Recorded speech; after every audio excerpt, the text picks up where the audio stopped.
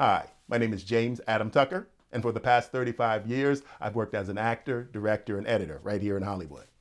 So today's topic, what I want to move on to, is myths that exist in Hollywood, that a lot of actors, new actors, and even actors who've been around for a long time fall into the habit of believing these myths. And now most of these myths are false. So I'm going to start going through a few of them. I generated myself a little list here so I wouldn't forget what I wanted to talk about.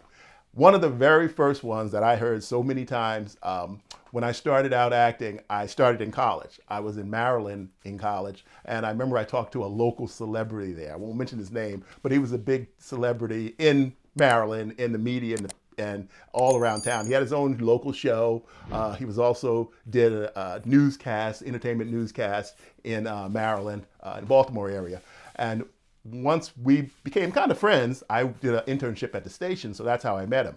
And one of the first things he told me, once I told him I was moving to Los Angeles to pursue my dream of becoming an actor, first thing he said was, "Don't do it. You need to know somebody if you want to make it in show business."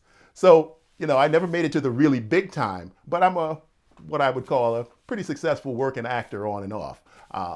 Again, I've done directing, editing, and acting in front of the camera. But that was the very first thing he told me. He said, "You're not going to make it in this business unless you know someone." And there's countless stories. I mean, I've worked with many actors who went on to become big successes who didn't know anyone. I was the one that gave them their big break. So, I know that that's false. Connections do help. I'm not going to say they don't. And if you have them, use them. I never fault anyone for using any kind of connections that they may have to help them follow their dream or follow the career path that they choose in. It doesn't have to be in the entertainment business. It could be, you follow your father into whatever his business was. He's a carpenter, he's a successful contractor. Whatever connections you have, that's been used as long as the world has been here and people have been working. Tradesmen would teach their children the trade they knew. Same thing in the entertainment business. A lot of times you'll find out that a great musician or band leader or a rock and roll star, maybe their parents were in the business, or maybe their parents wanted to be in the business.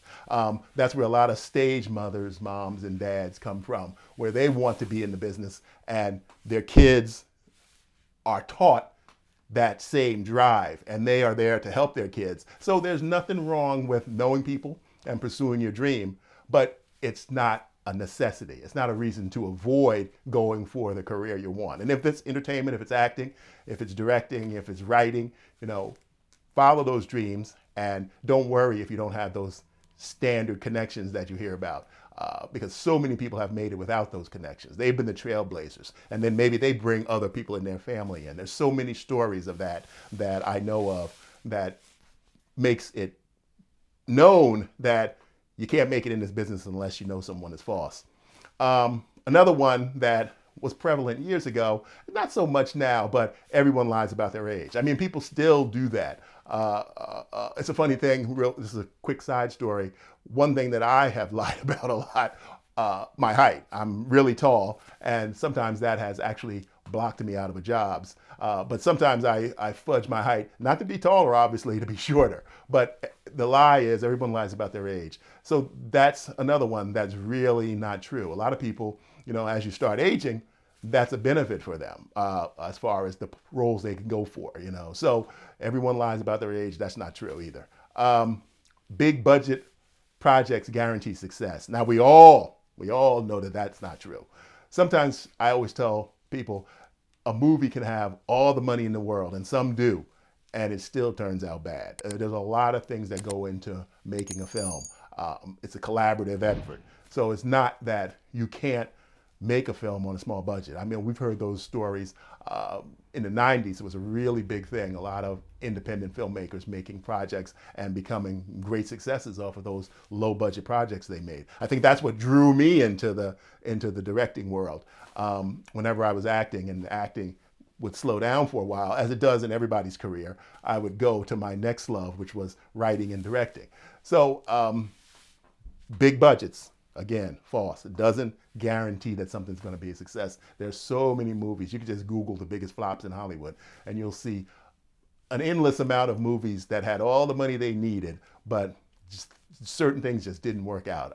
Most of the time, I think it's the script. The script is so important, and the casting, and the acting, but the script is so important, the idea. Even if you look at nowadays television, there's a need, a desperate need for so much television content, streaming, endless amount of outlets, endless amount of possibilities. And you'll see some of the shows that are, you look at some of the shows that are on the networks right now, some of the shows that are on the streaming platforms, you're like, why did they make that? Who thought that was going to be a good idea? And it's funny because it's not like an independent film. It has to go through so many levels of people saying, oh, yeah, this will be great. This will work. We think that maybe we can get 3 or 4 seasons out of this. It's amazing, though, sometimes the things that are made. But no matter if you have the money, endless amount of money, it does not guarantee that your project is going to be a success. Another thing, from a filmmaker's point of view, they always would say, oh, you need some kind of name person in your project.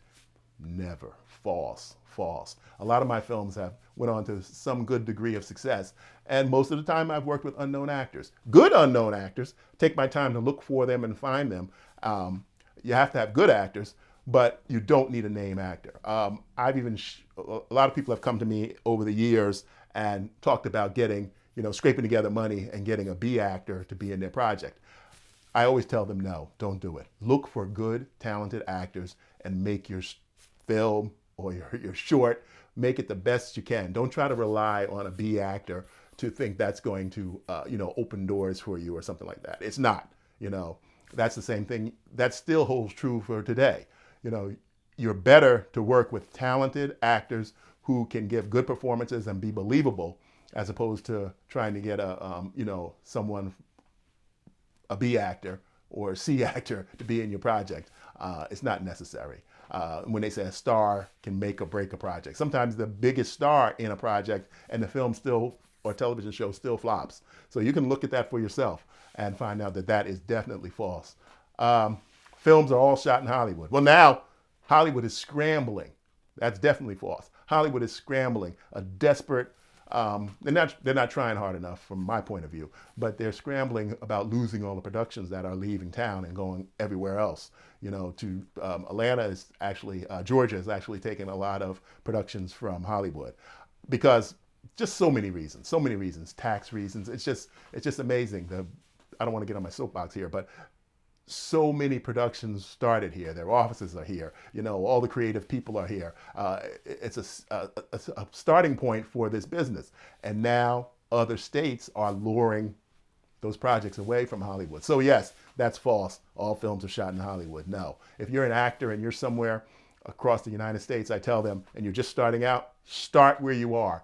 Build up a impressive resume, an impressive body of work, theater, independent films, student films, any kind of independent production. Start those productions on your own.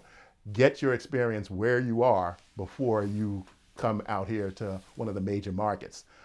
There's so much about being a big fish, as they say, in a small pond. And once you're ready to make that move, then you can find out where the hot market is and make that move to that hot market. Let's see, next, writers have no power. That used to be really true.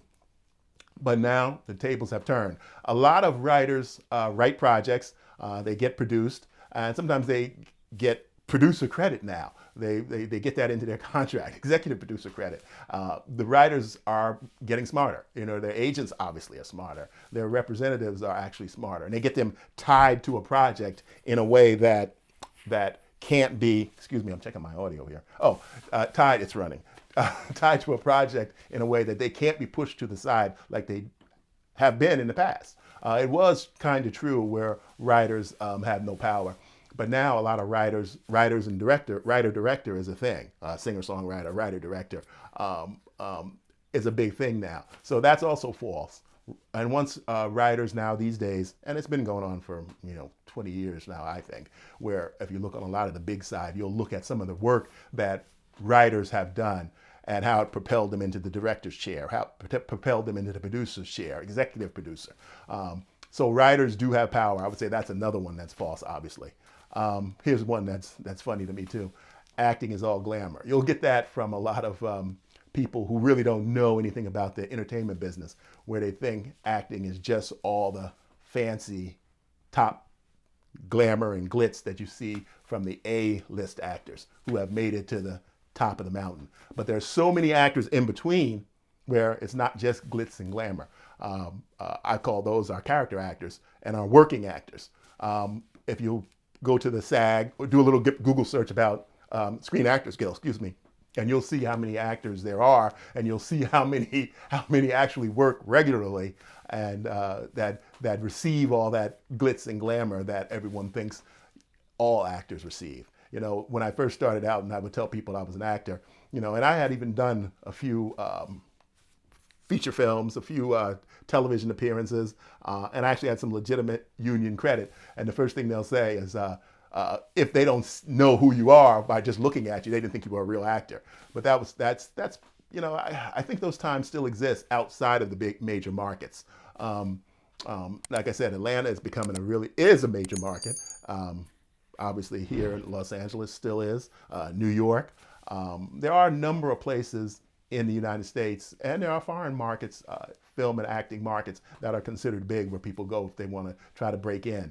But when people tell you that it's just all glitz and glamour, they really don't know anything about the business. Let me move my list up a little bit here so I can see what I'm looking at. Give me a second. Sorry about that. Here we go. Let's see. Oh, okay. We're coming to the end of this. Screen tests always ruin films. No, not true at all. Even on my small production level, a lot of times for my major talent, I would do a screen test. I wouldn't formally call it that. I might do a pre-production day, which I have done a lot of times.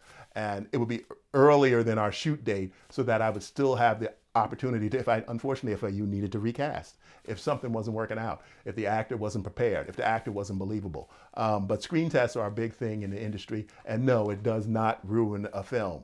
I had years ago when I was younger, I had a screen test for a soap opera. What was it called? Generations. And that was my very first screen test with Debbie Morgan. And it was a new soap opera. And it did eventually get made. I didn't get the role, unfortunately. But I was brought through a lot of steps to get that role, more than a normal. You know, I did my normal initial audition. Then I did a callback. And then the producer of the show really liked me and he thought I'd be a good fit for the role. So he brought me into his office 2 times, which was unheard of, to run lines with me, actually. And ultimately, I didn't get the part. But screen tests are a real important part of this business. And if you're asked to do it, it's an honor because they really do like you. They really want to take that chance to look at you deeper and see if you will fit the role, the vision for the project they're working on. So yes, that's false. Also, Hollywood is full of divas and jerks. There are a lot of them, and there are a lot in any business. Police department, fire department, your local DMV office. There are people who aren't friendly, jerks, divas, whatever you want to call them, in every business, not just Hollywood. Every business. You think back to your days in high school, who the cool kids or the cool girls, or they hung out together. They were they were the popular ones. You know, that's going to be everywhere you go. You know, it's not just Hollywood. It's going to be everywhere. And then you meet a lot of nice people. You know, one of my funny stories is that actors that I really like, when I meet them in person or I work with them on a set, I'm so happy when they're nice, when they're normal people. Not even, they don't have to be overly nice, when they're just normal people. It feels so good because I've run into some over the years, unfortunately, some that I really liked. And for some reason, they just weren't nice people. I guess, you know, that anything, you know, just like I said, it's everywhere. It's everywhere. You got good people, bad people, people with attitudes, people that don't want to be friendly, not just in the acting and entertainment business, but in all kinds of businesses.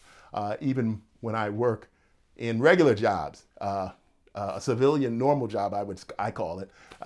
You go in there and you have some people who are good, people who are bad, people who give you attitude because they're a supervisor, they're above you, and they think that they want to make sure that you know that they're the supervisor, and they're on a power trip. That happens in a regular business world where you wouldn't even expect it. I always say they want to relive high school so they can be the popular person now, since they are the employer or the management, upper management. And the final thing, people always say, winning an Oscar guarantees your lifelong career. No, no, no. You can do a Google search about that and find out tons of lists of people who actually have won all different types of Oscars, Emmys, all kinds of awards, and they couldn't get work after that. It wasn't because of that. It's just, you're expected to repeat that same success or be offered the role that will potentially lead to that same success. And it doesn't always happen. Sometimes even in just a general acting world where you're cast in a part and it may be a great part, you may be right up there playing with an A-list actor, and you think, okay, my career is set now. I'm gonna shoot where I want to be. I'm gonna get to that role level of casting where I will enjoy getting a call and saying, oh, they want you to play this role, they want you to play that role. No, it doesn't happen like that in this business. You could have a lead role next to Al Pacino, and then maybe, after that role is done, you can't find work. You could be a lead on a television series, and you could get pigeonholed or typecast, and those are the only roles they want you to play.